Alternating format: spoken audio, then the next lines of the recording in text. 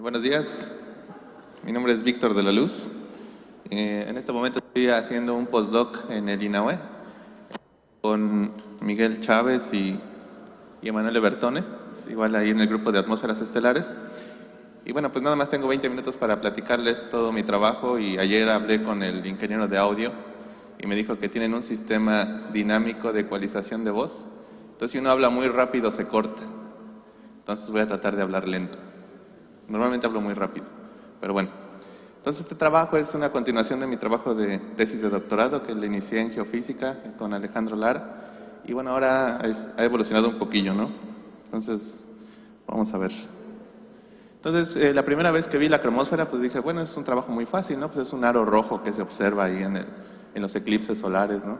En realidad es una región muy pequeña del Sol. Es una interfaz que existe entre la fotosfera, que es de ahí viene la luz amarilla que observamos, y de la parte de la corona, ¿no? Que es esta región muy extendida que está muy caliente. Entonces la cromósfera a simple vista se ve como un aro rojo, que es emisión de H alfa, pero también lo que podemos observar son líneas de emisión de un montón de elementos y de moléculas que están en un estado relativamente frío y denso. ¿Okay? Entonces eso es parece que ve la ley de la termodinámica, porque imagínense que la corona está a 1.000.000 de grados centígrados y la fotosfera está a 5.700, ¿no? Y en medio de esas dos regiones hay una región que es relativamente fría. ¿Okay? Entonces la gran pregunta de los que estudiamos la cromósfera solar es ¿qué es lo que está enfriando o calentando aquí la cromósfera, ¿no? ¿Qué procesos son los que ahí se desenvuelven? ¿Okay? Entonces,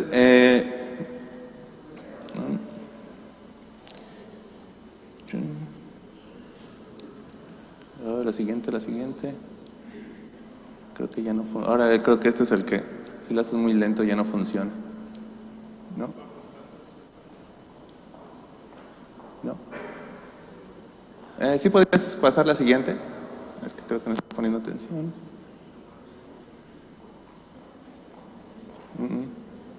No está funcionando.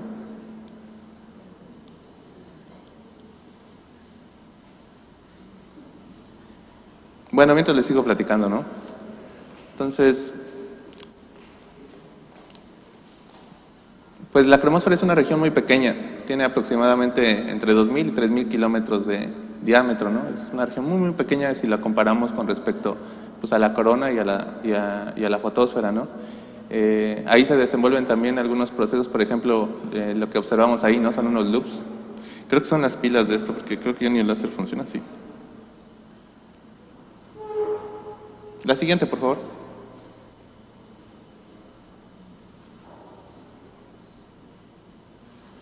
Bueno, entonces vamos a continuar. Esta es la visión clásica, ¿no? El paradigma de la cromósfera. En este lado, en este eje tenemos la altura con respecto a la fotosfera. Quiere decir que en cero está la fotosfera, aquí está. Y conforme vas avanzando, viendo hacia abajo, está la corona, ¿no? Esta región, como les decía, está entre 2.000 y 3.000 kilómetros de diámetro, esa es la cromósfera. Y en rojo lo que tenemos es la temperatura radial de esa parte de la atmósfera.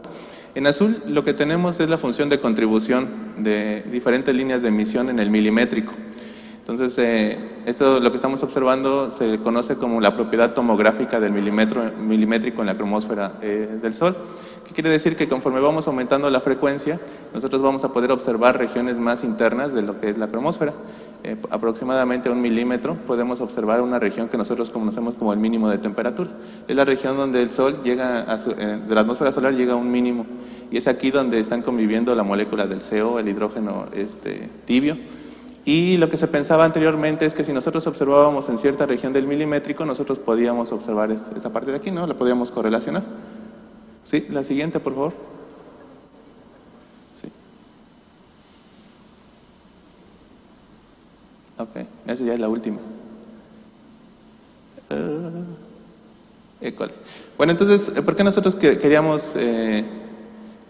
¿cómo se llama? Hacer un nuevo código, ¿no? Que en la literatura hay un par. Bueno, lo que nosotros queríamos era calcular nuestros propios modelos cromosféricos y al mismo tiempo también estudiar pues cromósferas de tipo solar, ¿no? Pero para eso necesitamos resolver la dinámica de lo que nosotros conocemos como la cromósfera.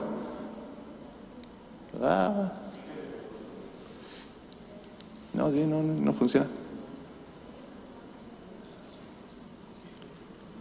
Sí, la siguiente, por favor.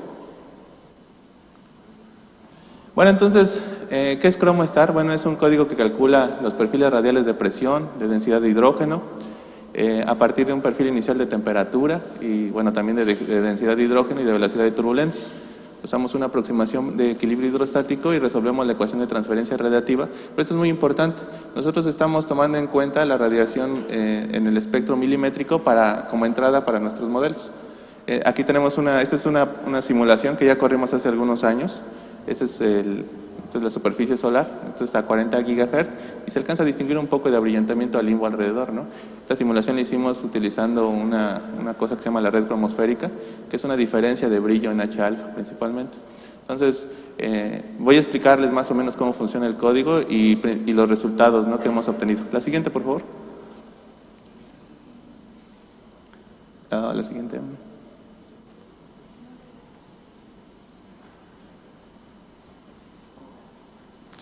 Bueno, entonces, ¿cuál es el modelo hidrostático? Bueno, el modelo hidrostático no se los voy a hacer con mucho detalle, solamente los resultados. Para calcular la densidad electrónica necesitamos principalmente de tres valores. Uno de ellos es la contribución fuera de equilibrio termodinámico, otro es la contribución de los elementos en equilibrio termodinámico local y la densidad de hidrógeno total. Lo que hacemos simplemente es calcular, Z la calculamos con la ecuación de Saja, y después este es el parámetro complicado, que es la función de contribución para elementos fuera de equilibrio termodinámico. Esta función depende de un parámetro que se llama el coeficiente de despegue o el departure coefficient, B1. Es muy complicado calcular este parámetro porque va a depender de las condiciones físicas del medio. Entonces lo que nosotros estamos haciendo es interpolarla de tablas que ya existen en la literatura. ¿Sí? El parámetro de despegue lo que nos dice es la diferencia que existe entre los elementos que están ionizados utilizando la ecuación de Saja y los que se encuentran fuera de equilibrio termodinámico local.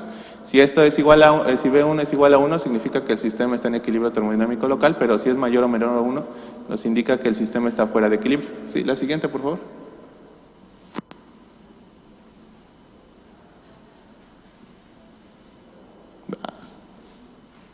Creo que están ahí haciendo una conferencia allá atrás también.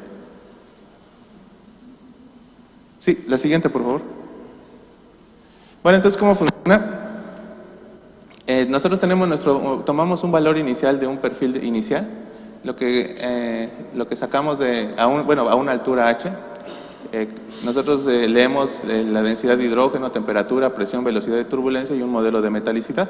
Con todos estos valores calculamos las abundancias utilizando la ecuación de Saja de cada uno de los elementos en sus diferentes estados de ionización. A partir de estos elementos, con la ley de equilibrio de cargas, calculamos la densidad electrónica en equilibrio termodinámico local, interpolamos el parámetro B1 a partir de las condiciones del medio y con esto calculamos la densidad electrónica fuera de equilibrio termodinámico local. Entonces aquí es el paso mágico, ¿no?, donde las primeras veces que programamos ahí se nos tuerce el cerebro, ¿no? O sea, preguntamos si la densidad electrónica anterior es igual a la que estamos calculando en este momento, y si no es así, ahora vamos a tomarlo como valor inicial y vamos a hacer un loop aquí, ¿no?, hasta que ambos valores converjan. Para esto necesitamos hacer un modelo de convergencia y equilibrio, hacer que converja el código, no es tan sencillo. Una vez que calculamos la densidad electrónica fuera de equilibrio termodinámico local, calculamos la presión utilizando la capa anterior, la densidad de hidrógeno que leímos aquí, la nueva densidad electrónica que calculamos en un LTI y tomando la velocidad de turbulencia de acá. Con la presión calculamos de nuevo la densidad de hidrógeno y preguntamos si la densidad de hidrógeno calculada es igual a la que tomamos aquí. Si son iguales, entonces tenemos un nuevo conjunto de valores, pero si no es así, este valor otra vez va a ser el inicial y otra vez iniciamos el cálculo. Es un proceso iterativo.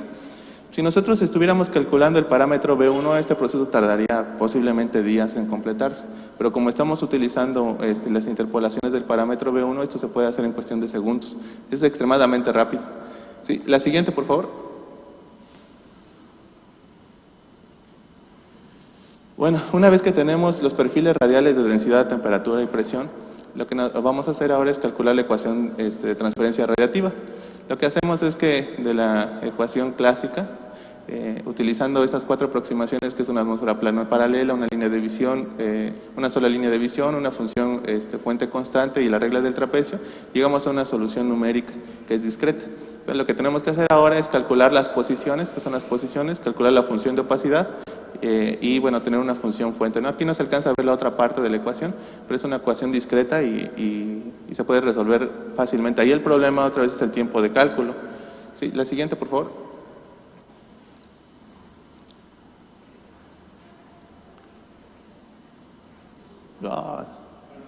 No, era lo de abajo.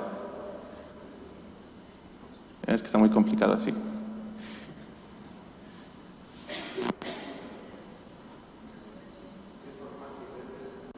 Es que es un PDF. Bueno, ahora sí la siguiente. Bueno, entonces, no, una antes. Te quitaste una.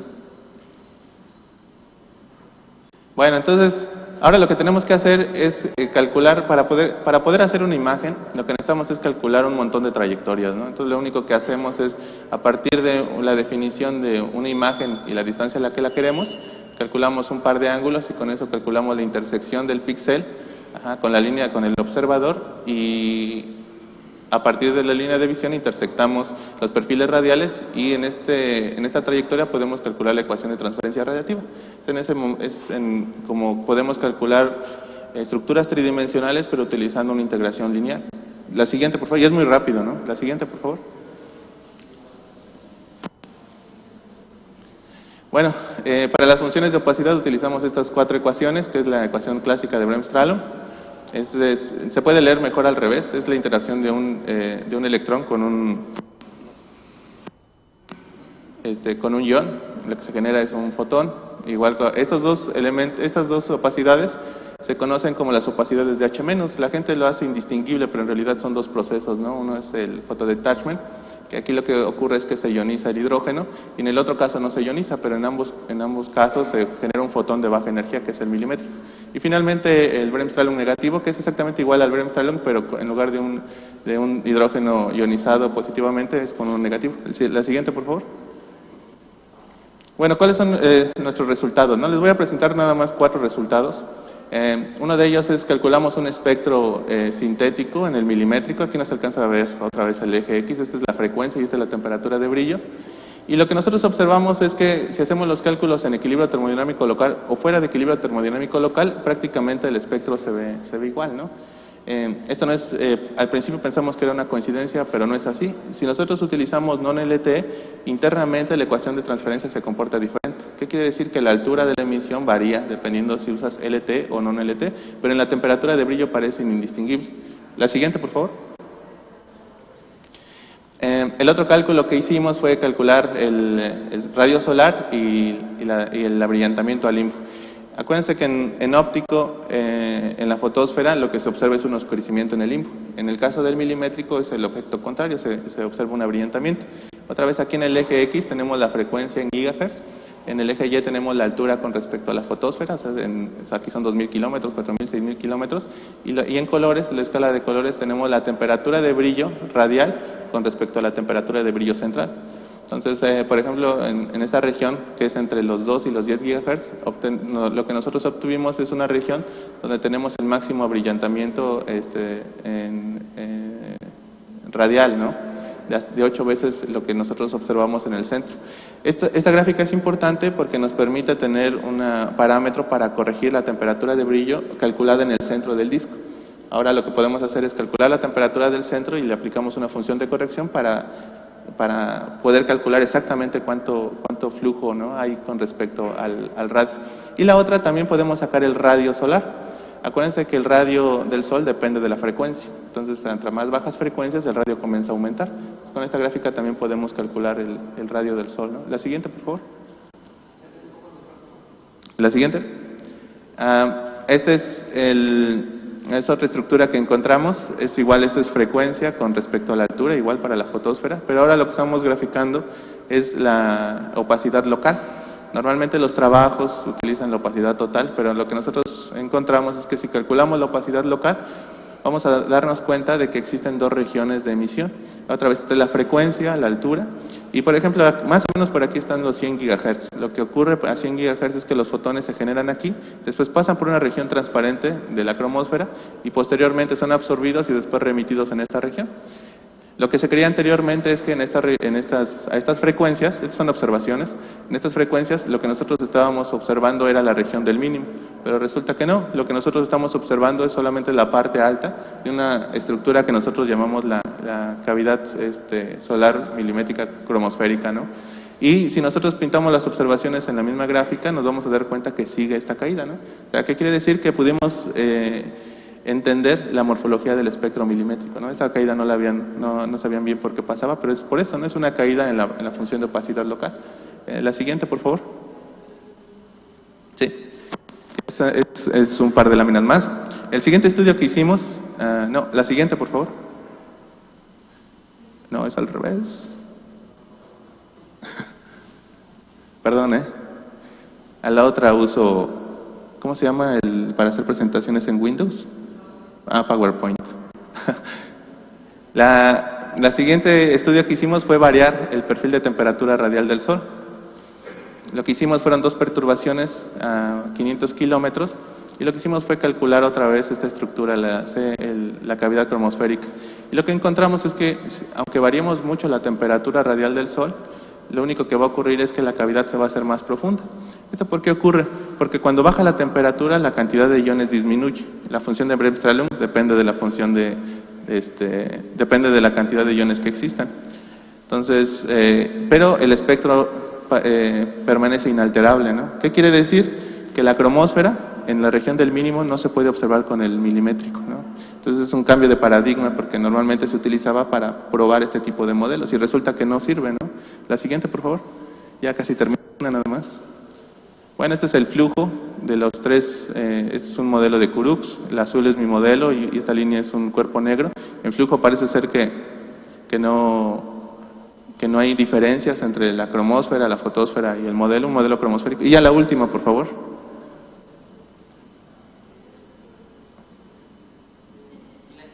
La siguiente. Si no, no se vaya a pasar a la última. La misma gráfica, pero normalizada en frecuencia. Lo que tenemos aquí es la temperatura de brillo, las observaciones, el modelo de la cromósfera, un cuerpo negro, y el modelo fotosférico. Entonces lo que necesitamos son observaciones aquí en el infrarrojo lejano, pero como ustedes saben, ahí está la molécula del CO2, ¿no? Fastidiando y no se pueden hacer. Entonces necesitamos encontrar observaciones aquí porque vean la diferencia, ¿no? Entre los tres modelos, es muy grande. Y hasta ahorita nadie se había puesto atención aquí, ¿no? El modelo cromosférico no está checando con el de la fotosfera y peor aún, ¿no? El de la corona tampoco se ajusta para las observaciones, ¿no? Entonces, técnicamente es como si volviéramos a empezar, ¿no? O sea, los modelos ultravioleta del Sol no tienen mucho que ver con los modelos cromosféricos, ¿no? A milimétrico. ¿Ok? Bueno, eso es todo y muchas gracias.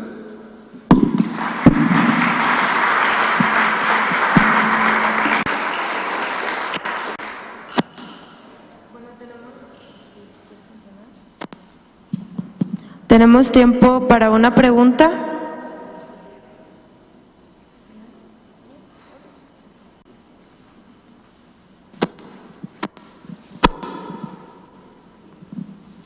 ¿Qué tan dependientes son tus resultados de la gravedad que asumes para el Sol? Para el caso del modelo fotosférico, para el caso del modelo fotosférico es un modelo de Kurux, entonces con los parámetros aceptados del Sol. Entonces, en este momento apenas estoy comenzando a explorar esta región, que es la del infrarrojo. Entonces, o sea, aquí puede haber solamente dos cosas, ¿no? O yo estoy mal, o Kurux está mal, ¿no? O ambos estamos mal, ¿no?